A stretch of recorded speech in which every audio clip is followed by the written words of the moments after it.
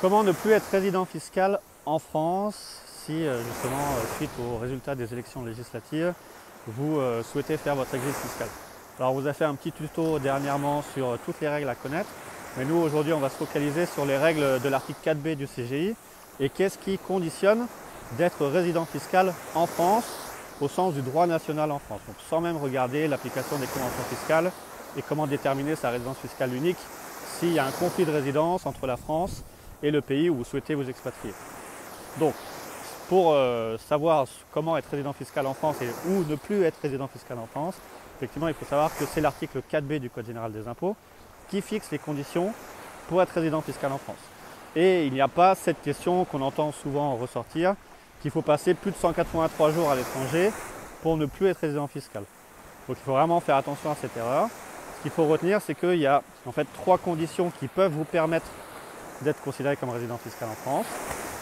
Soit vous êtes marié et vous allez avoir votre foyer en France, donc votre lieu de vie en France. Si vous êtes célibataire, on va parler du lieu de séjour principal. Et effectivement, on va regarder dans quel pays vous passez le plus de temps. Et il est possible que même en passant que 5 mois en France, si c'est le pays où vous passez le plus de temps, vous ayez votre lieu de séjour principal en France, même en passant moins de 183 jours en France.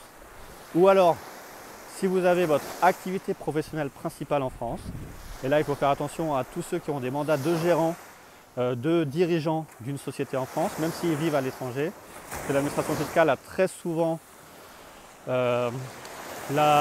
l'idée de vous penser comme résident fiscal en France, même si vous habitez à l'étranger, à partir du moment où vous avez un mandat de gérant en France, puisqu'elle estime que comme vous avez un mandat de gérant en France, vous avez obligatoirement une activité en France et vous êtes en France. Effectivement, c'est un peu extensif, mais c'est ce qui est dans les faits. Et la jurisprudence est souvent en faveur de l'administration fiscale.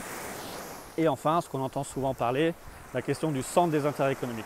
Effectivement, d'où est-ce que vous tirez la majorité de vos revenus et investissements? Donc, comment justifier que vous gagnez plus ou moins de 50% de vos revenus de source française ou non?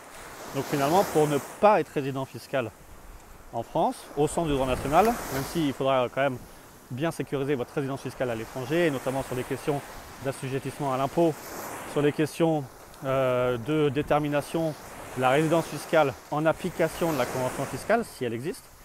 Mais si par exemple il n'y a pas de convention fiscale, il faudra faire attention effectivement à ne pas avoir votre foyer en France ou le lieu de séjour principal en France si vous êtes célibataire, ne pas avoir une activité économique, enfin une activité professionnelle à titre principal, donc effectivement pouvoir justifier que en temps effectif de travail, vous avez une activité professionnelle dans votre pays de résidence et non pas en France qui serait principale.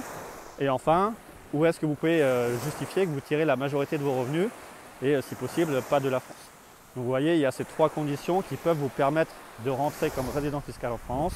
Est-ce que vous avez votre foyer ou votre lieu de séjour principal en France si vous êtes célibataire, une activité professionnelle à titre principal en France, et là on parle en termes de temps effectif, ou alors votre centre des intérêts économiques, et là on parle en matière de revenus, d'où est-ce que vous tirez la majorité de vos revenus. Voilà, ça sera la première étape pour vous protéger, même si après il faudra bien regarder dans la convention fiscale, si elle existe, les critères de résidence fiscale, et également comment sécuriser votre résidence fiscale à l'étranger. Voilà, merci et à bientôt.